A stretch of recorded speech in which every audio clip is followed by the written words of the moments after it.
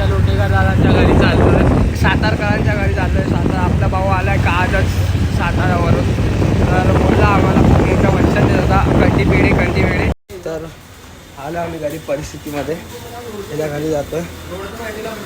हे बघा आज आपला तो मित्र आणि रस्त्यावर बसलाय बोलला तो. बघा ही बघा, ही आपली 220 आणि हे आपल्या भाऊंचं घर. जाऊया आता, बघूया काय सीन आहे. आमचा भाऊ इथे बसलाय. सातारचे पेढे कुठे आहेत दादा? दादा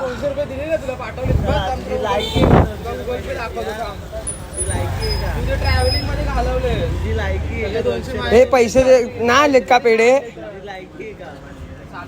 तर आमच्या मित्रांनी बोलला होता, आमच्याकडून पैसे पण घेतले 200 रुपये. आम्हाला आणणार नाही. आपली लायकी खूप मोठी आहे, याला माहिती आहे. काय ह्याच्याकडे आता काय तर सो टॅग करायचा सातारच्या भिकारचोट मित्रांना. आमच्याकडून पैसे घेतात पण आम्हाला कंदीपेढे वगैरे 5 वर्ष कंदीपेढे आणतो केलंय.